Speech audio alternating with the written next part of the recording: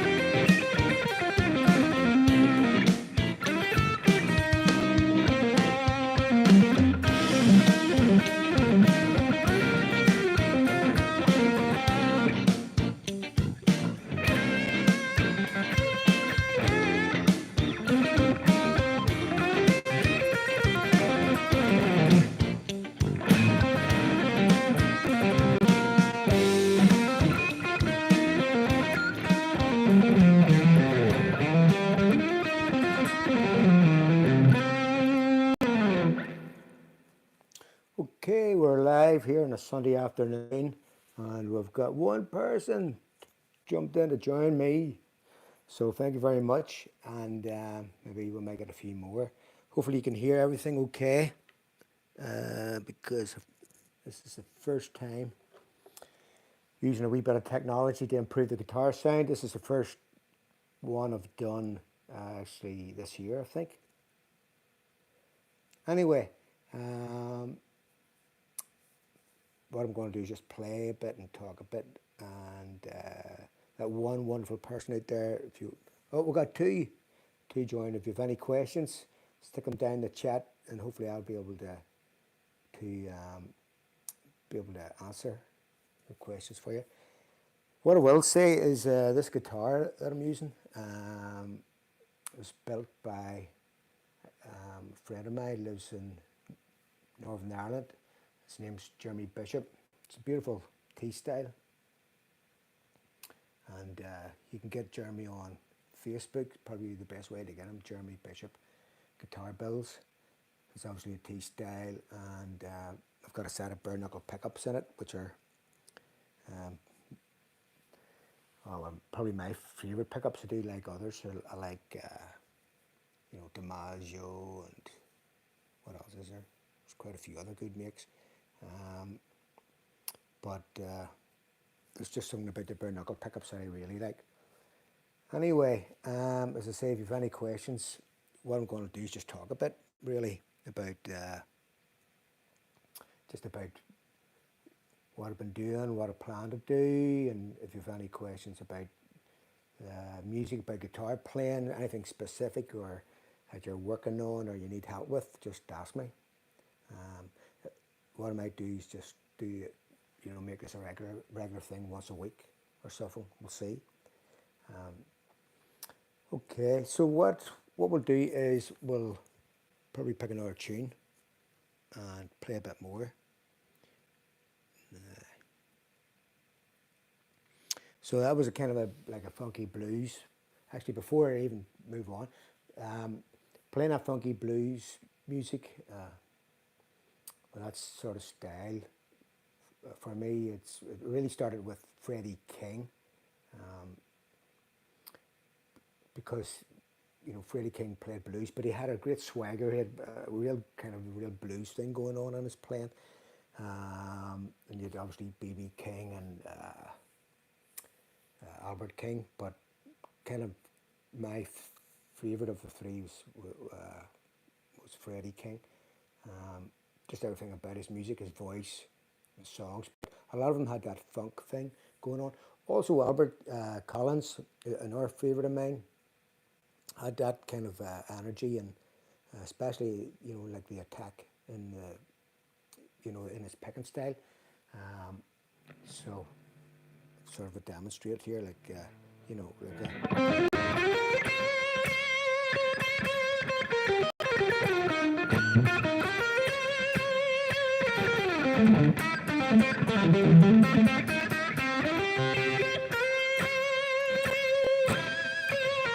just had a very aggressive attack at times, not always, but a lot. And I always sort of picked up on that. There's other guitar players have that as well, but I think it's those dynamics really help if you're playing. If you're playing, and I mean, we're all using the same notes to some degree. We've only got the 12 notes, so it's really how you deliver them. So Albert,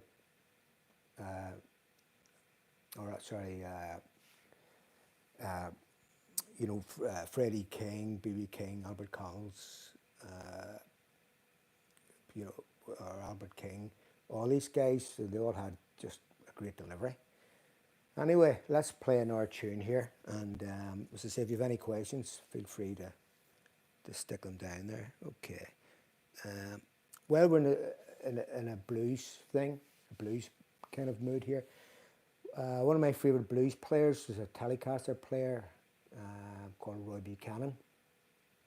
Roy Buchanan was a big influence on my playing. He's probably one of my, well, definitely not probably one of my favourite guitar players. So he had a lot of lovely little touches that a lot of other guitar players weren't doing at the time. And if you want to get into that, we can certainly look at some of those things. Okay, so here's John Reedy.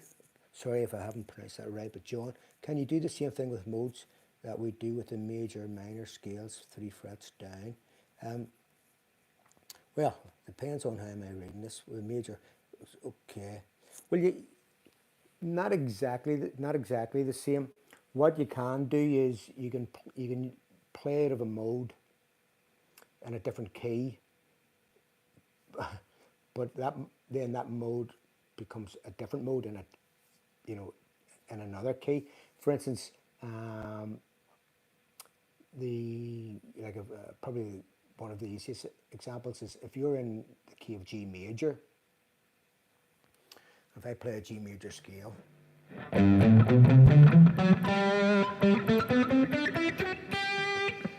now if I play that G major scale, if I take those notes and play them over in A minor, now I'm still thinking the notes of G major, but if I make my tonal center the A note, then we end up with what's called a Dorian mode, which is this sort of sound.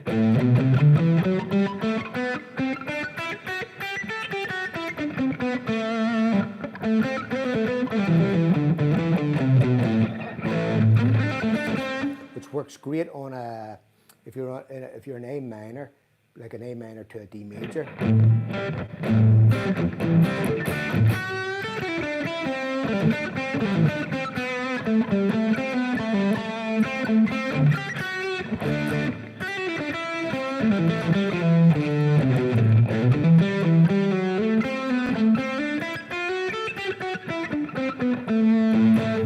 But the A Dorian is the same notes as the G major scale.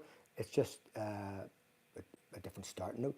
The best way to look at that really, or for me anyway, was just think of it like a clock on the wall. If you start at 1, looking at your clock to 12 numbers, 1, 2, 3, 4, 5, 6, 7, 8, 9, 10, 11, 12.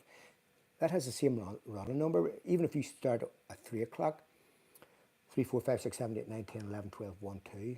Start at 9 o'clock, 9, 10, 11, 12, 1, 2, 3, 4, 5, 6, 7, 8, 9. They always run in the same order. So it's the same for your you know, your modes. If you're working, starting with the like the pound scale or the major scale, you can work out the notes of other modes very easily with a bit of practice. So I would.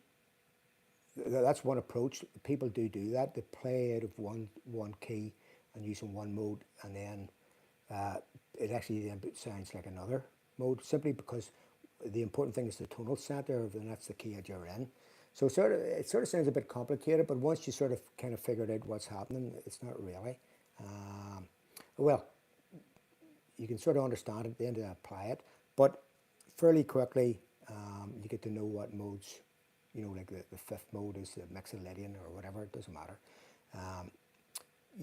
So you can't do that major minor thing with 3 frets down, whatever. Like C major is, you know, C major is the same as you know, C major pentatonic, same as A minor pentatonic. Your C major scale is the same as your A natural minor scale, which is the mode Aeolian mode. So there, you can connect things up. Although in one way I find that quite confusing, and would prefer just to learn a mode in the key that it's meant to be in, and not always have to kind of go via something else. It's the same with my major pentatonics and minor pentatonics. I'm not worried about those being in different, you know, well, we're in this key, but if they think in a different key, for me, that's just already confusing. I'm one step away from where I want to be. So I tend to, or what I tend to do is just, if I wanted to learn a particular mode, I just learned it in the key that I wanted to use it. It's as simple as that. And then after a while, that actually sort of becomes fairly straightforward, as opposed to having to think a mode but in a different key. So to me, that's just, although in a way it can get you there quicker, but well, so it's up to individuals. I just prefer to learn a mode in the key that I want to play it in and use it. Anyway, hopefully that answers your question a bit. So, right, John said, okay, that seems like a Dorian Mixolydian. Really, Dorian and Mixolydian are very popular. Mixolydian is probably one of my favorite, actually. Well, I like with Dorian, Mixolydian, Aeolian, the sixth mode, which is just a natural minor scale. So if you're in a key of C, that's the notes of, you know, A minor, it's the same notes. So you're just running the alphabet. It's, as I say, it's like the clocks on, you know, the numbers on the clock on the wall. It's still the same running order: C, D, E, F, G, A, B, C. but just start on the A, B, C, D, E, F, G. It's the same notes, only your starting place is different, and then that starting place is your tonal center. So your major scale is your most important scale you can ever learn. Well, I didn't learn it till many, many years after I'd been playing guitar. But it's definitely a really important scale to know, because everything that you do in terms of your scales and your modes, it's all relative. It's all worked out from that basic major scale and in whatever key you're playing. So learning your major scale in every key is probably one of the key things, or one of the things that you can really do to improve your guitar playing. Because then when you're playing formulas for other scales, if you've already got the notes of the major scale, it makes it a lot easier to understand. But Dorian's good. Think of like if you're in A minor and you're going A minor to the 4 chords of D major, then the Dorian's going to fit perfect. Just think of Carlos Santana. He uses that a lot when it's going that sort of thing.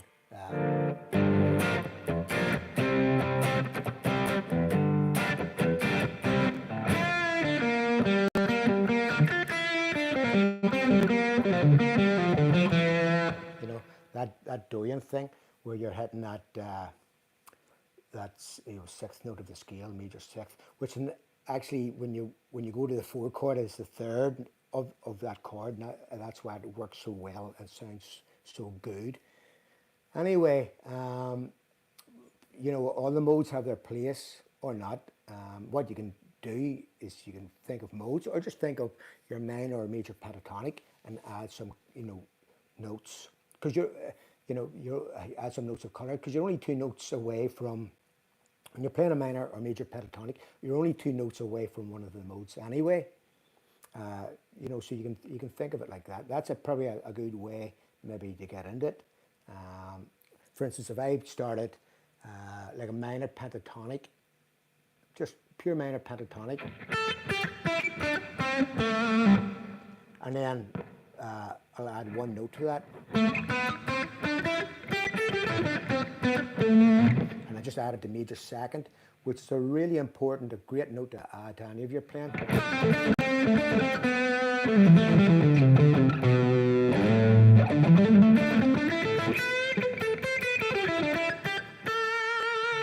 Because what that note does, it's a joining note. The major second, although it's major, but that's the name of the interval, a major second, but you can use it in a minor key or a major key.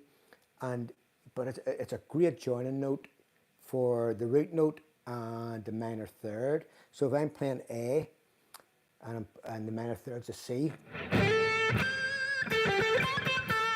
then the major second there's the B.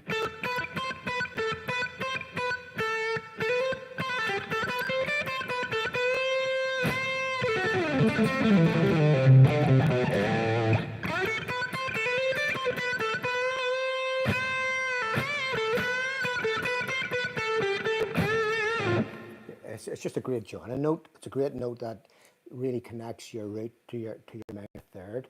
So it's just like taking something you already know and just by adding something slightly, just a slight change or adding 1 note, just open up your playing, because it's about being comfortable where you are with what you can already do and just taking that 1 step forward, as opposed to trying to take on something completely new and wonderful, which you can do, of course, but for my tiny brain, it was easier just like a 1 step, 1 step, 1 step. Anyway, hopefully that answers the question. No problem, John. Okay, there's Andrew's joined us from Canada, Victoria, Canada. Yeah, I know people in Canada, so well done. Thanks very much for your comment, Andrew. Appreciate that. Okay, so I think it's maybe it's time to just play a bit here. Now, let's see, while we're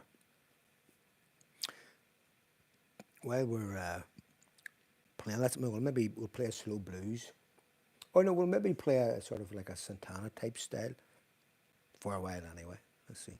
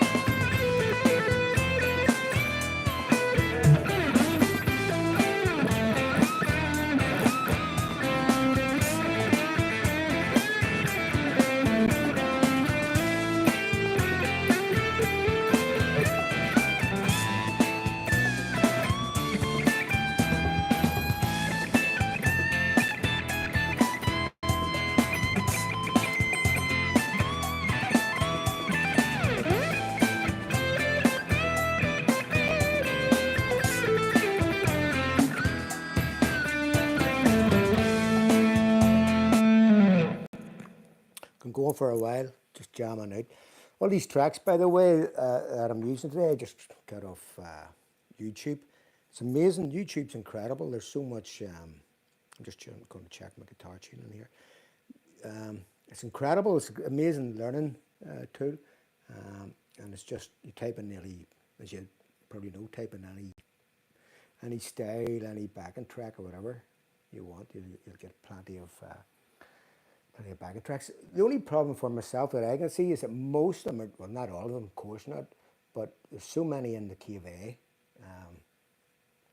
But that's okay. It's not a bad key to start off with practicing. A lot of things I would practice. I would practice up the fretboard a bit, simply because I've got smaller hands or fingers, and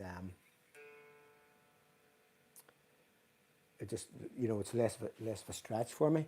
So I tend to start here and work down the fretboard.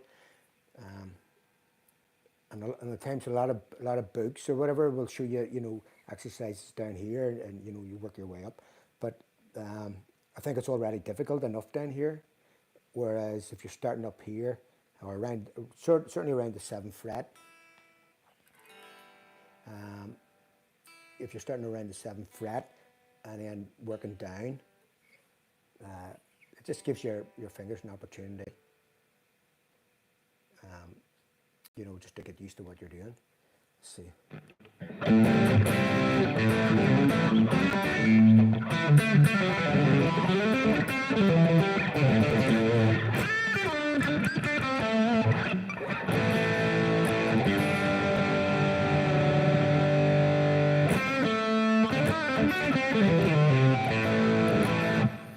Okay, let's see now. Any more questions? Somebody is Irma. I think it's Irma. Sorry if I'm not pronouncing these names 100%, but I think it's Imra. Great show, thanks. Okay. Okay, John's asking what is your amp? Well, I'm just using one of these plugins today. I'm not a big fan of. I'm actually all this technology. I'm sort of a bit of a dinosaur with it. So I tend to use. For most of my recordings that I've done this last probably year or so, or in the middle of in the middle of lockdown, I've just been using GarageBand for the amps. But what I tend to do, I'll go on onto the whatever that app shop is in Apple, and there's loads of free amps, overdrives and chorus pedals, unbelievable amount. Although it's good for this sort of thing, it's not good obviously for live playing. Live playing, it's going to be a valve amplifier for myself. I've used other amps other than valve, but they're not the same. Not if you're playing with a live drummer, a drummer that's really hitting the drum kit. For my money, you need a valve amp. But actual fact, I don't use a valve amp here in my apartment here. I've used this. In fact, I've either used the GarageBand or I've used a small Fender amp. It's a wee Fender Mustang, little tiny amp. But the overdrive at low volume is great. It's absolutely brilliant, and it's certainly for the house. It's loud enough, for my apartment anyway. So when I'm here, I prefer to use, a little practice amp.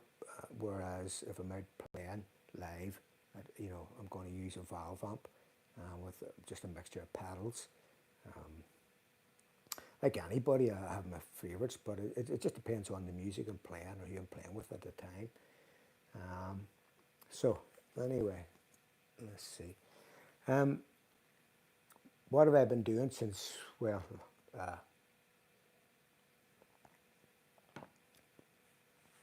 since the lockdown?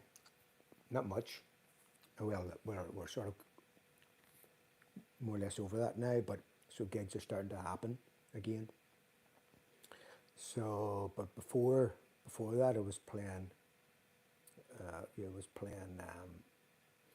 With various bands, doing some gigs on my own, doing some acoustic gigs, doing some gigs with a 3-piece which I have. Um, just kind of spreading myself. I'm a full time at music, so doing the lessons a lot, doing a lot of lessons online, Skype, Zoom. That's something if you want to get into.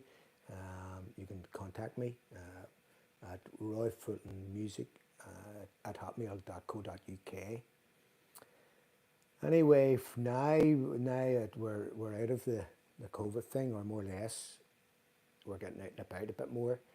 I've been doing some acoustic gigs, solo acoustic gigs. I've got some more planned, and then I've got some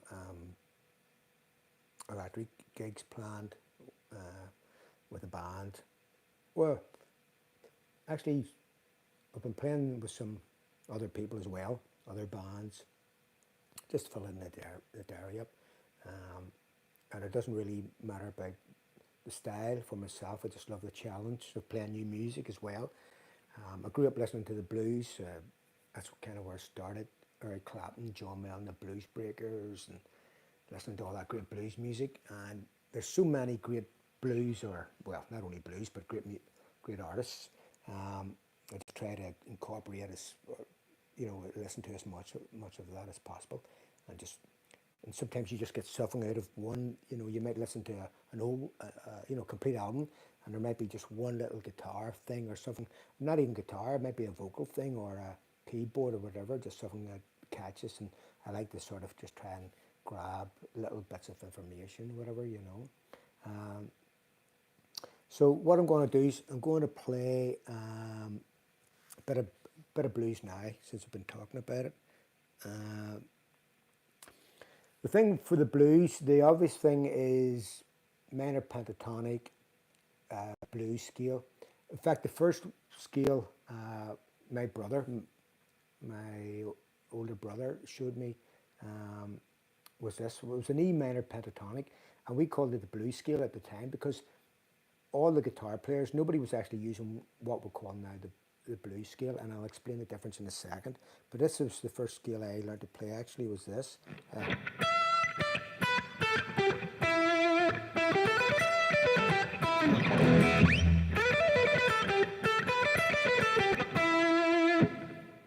So that was really just, I'm going to turn this up a bit. Excuse me. So that was the first scale I learned to play, the E minor pentatonic, because when you listen to all those great blues records, it's very rare that you actually heard that blues note, which they talk about a lot now. A lot of guitar players on YouTube, myself included, will talk about the blues note. But at the time when you go back and listen to those guys, you very rarely heard that. You very rarely heard Stevie Ray Vaughan using that note, or Eric Clapton, or whatever. It was just a minor pentatonic. But anyway, then, like if we do this in A, if I play this in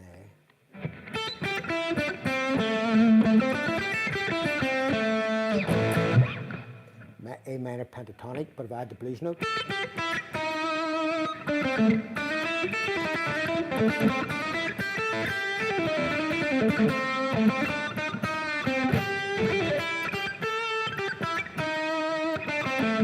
it just has that kind of offness that, it's a sound that needs to, well, for most ears, it needs to be rectified. It needs to go somewhere.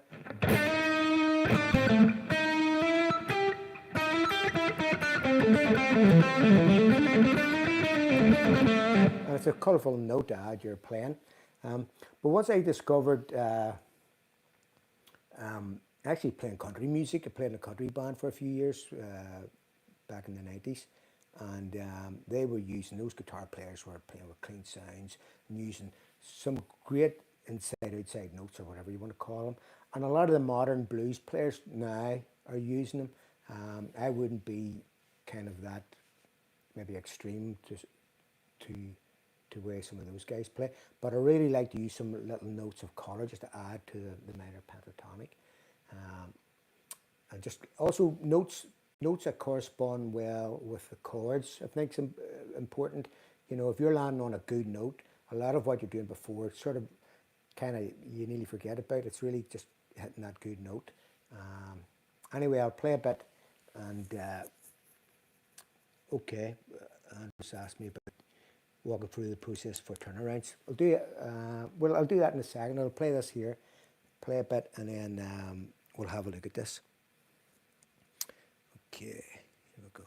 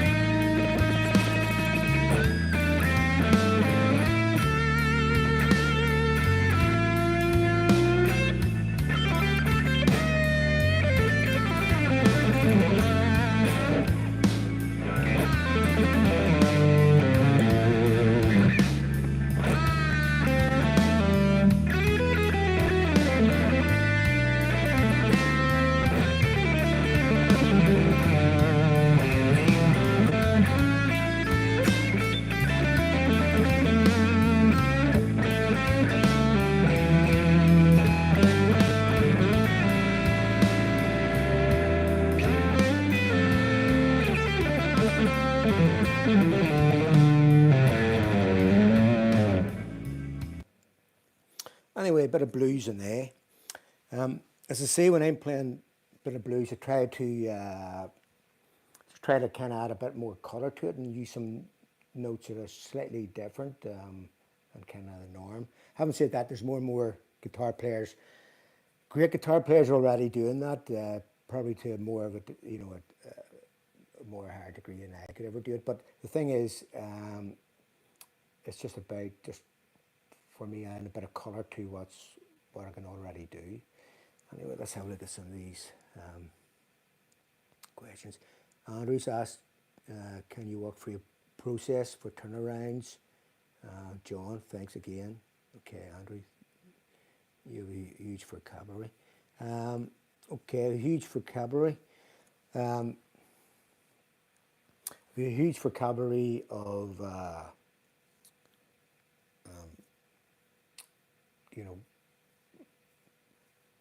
possibilities, note choice, approaching chords. It's a big subject. It can be confusing at the start, but I think it's like anything. You just start easy and, just work at it slowly, ease your way into it. Huge vocabulary. Well, we're all just using the 12 notes, but I think what's really important is the obviously the style of music you're playing has a lot to do with it, and also then the chords that you're playing over has a lot to do with it as well. I think one of the things that I've done is I've listened to a lot of different styles of music and just try to take what I like out of anything I hear, and it can be keyboard based, it can be, to say, saxophone, anything. You're just hearing stuff that catches your ear. What I like to do is just keep it as musical as possible. Sometimes, I go off like any guitar player and you have a bit of a blowout, but for most part I like to keep it keep it melodic. I think that's probably the most important thing you can do. If anybody's listening, it's like listening to a good singer. You want them to sing the melody of the song. You don't want them doing that kind of all over the place, which well, again, it might suit other people, other people's tastes. I can only go by my own taste in any of this. But it's just about listening, for me, listening to music and being open-minded. There's things that come across that I just don't like. I'm not going to tolerate those things unless I'm being paid to play them, which is a different matter. Then I'm going to do my best and try to play the best version I can of anything. But that's a different thing. You're in a situation where you're being paid to do your job, and then I'll just, obviously, whatever the song, whatever the music is, I'll just work at it and try and do the best version I can. But if it's just down to my own personal choice, what I tend to do is, you're gravitating to certain styles, but listening to them and then thinking, oh, that was nice, that little part was nice, and it was on the guitar or was it not on the guitar. And sometimes what also happens is I'm not very good at working out other people's music, never have been. I'm not very good at remembering other people's music, never have been. But what I find that even if I don't get this, whatever it is I hear straight off or perfect, I get something similar, but I get maybe something I wouldn't have thought of myself, and then I can add to my own playing. And it's just about building up little vocabulary, little tools in the toolbox, as you say, and bringing these things out, and it's just certain little things that are played time and time again, and you get to know them. It's like if I'm playing an example, I'll give you an example in this here. If I'm playing an A, let's see if I can do this. With this backing track, actually. If I'm playing an A and it goes to the D chord, well, I know I have a D chord here. Well, there's the D chord right there. So all those three notes, I know that when this goes to the D chord, I can hit any of those notes and it's going to sound good, or it's going to sound right at the very least. I'll show you, hopefully. So this is for the D chord, we're thinking.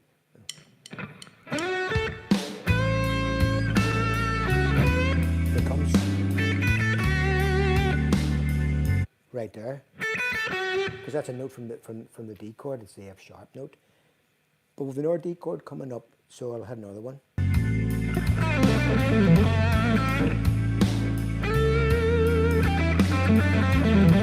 Got one coming up soon here.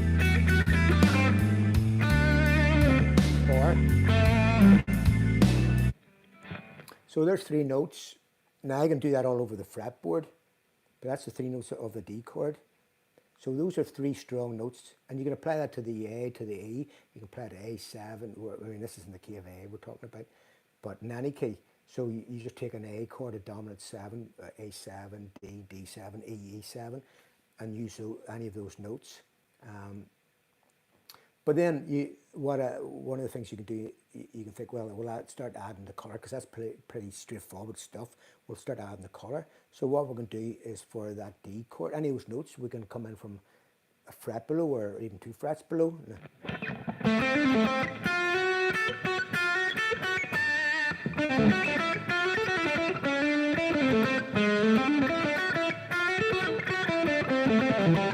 So we'll just come in from a fret below, and just that adds a bit of colour to what you're playing. I'll just do that again, and I will add one of them.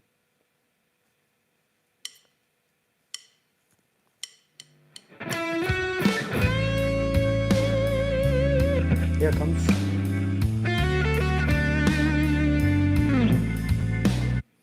Very simple thing. I just came in from the semitone below to one of the notes of the D chord, but it just adds a little twist to the ear. And you try those, and if you like them and they work, you use them. And sometimes it's when you try things and they don't work, and then you go, well, that's just a good lesson too, because I know not to do that again.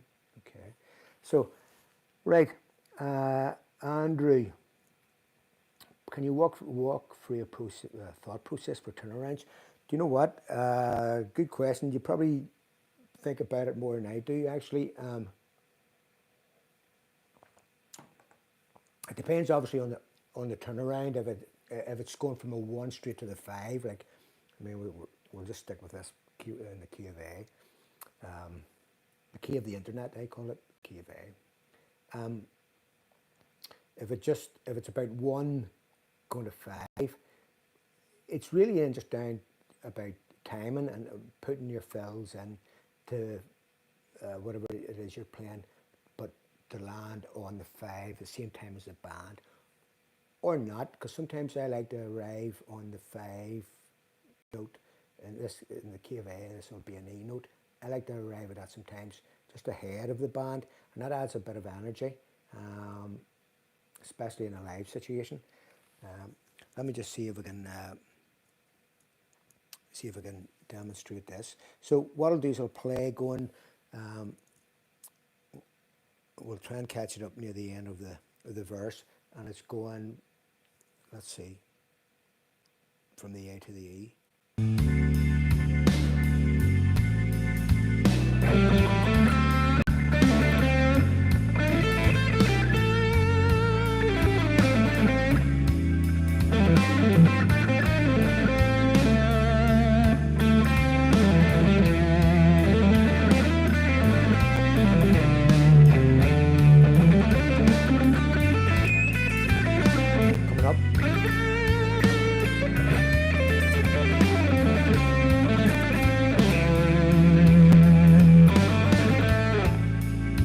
There I purposely went it very early, but that's just, I went to the E note, and it's still a legitimate note, because in an A chord you have an E note, it's a fifth of an A chord, so you still have that note, so it doesn't sound wrong at any time, but it's just, you know, you're kind of ahead of your E chord or your 5 chord on the turnaround.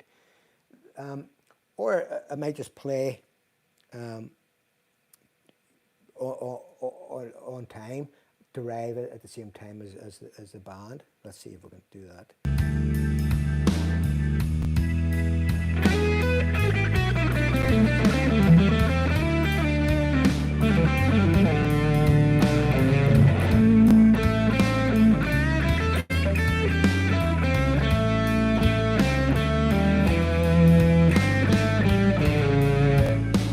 So done it there, we arrived exactly on time. So for me, that's probably the biggest important factor is just you're playing, but you're very conscious of the time of, when it bounces back to the, back to the 5 chord.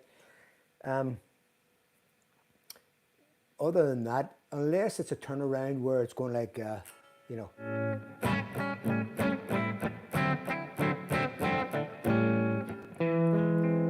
you got an extra chord. Well, I would be inclined to play again just to match the chord. I wouldn't be, I would be still thinking, well, it's going to the 1, it's going to the 4, back to the 1 to the 5. So, but still just kind of being aware of the chord and being aware of the time. It's different if you've got turnarounds, like,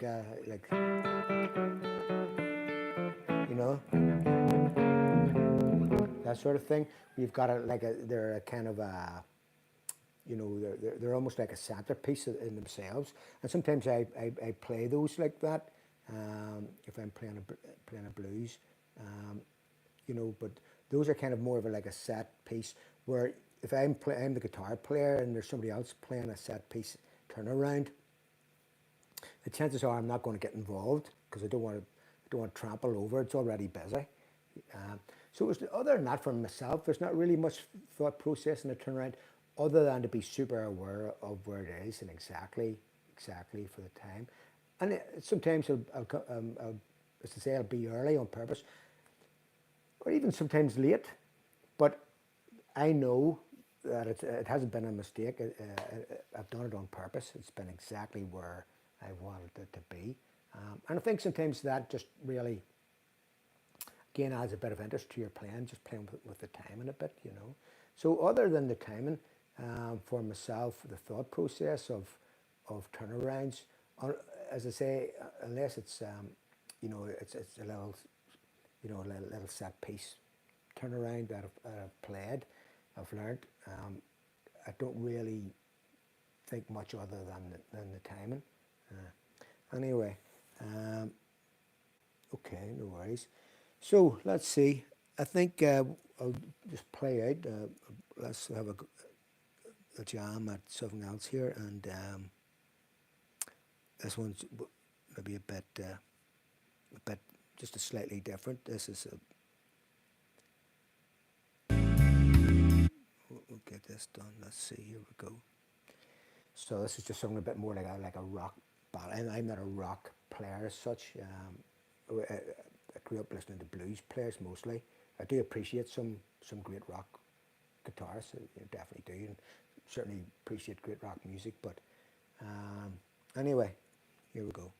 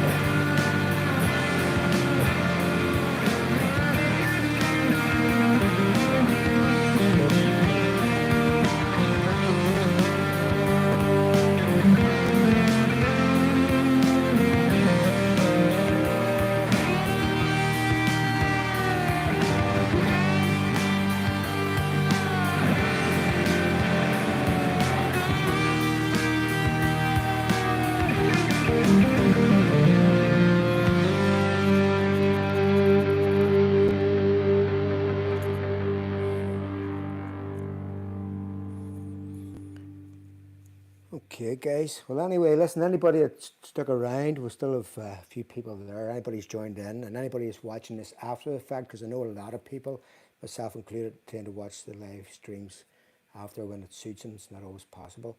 But what I would say, if you have, for anybody there's any questions, whatever, I really appreciate it. You can check out else, everything else I'm doing, on my YouTube channel, also on the Facebook Roy Fulton Guitarist. Check that out as well. And as I say, if you're interested in any info, reference lessons or anything, it's royfultonmusic@hotmail.co.uk. Um, and just look out for the next one. It'll probably be maybe this time next week. We'll just see what the feedback is and how things are. Anyway, listen, enjoy the rest of your Sunday, wherever you are, and take care, and I'll see you again. Okay, all the best. Thanks.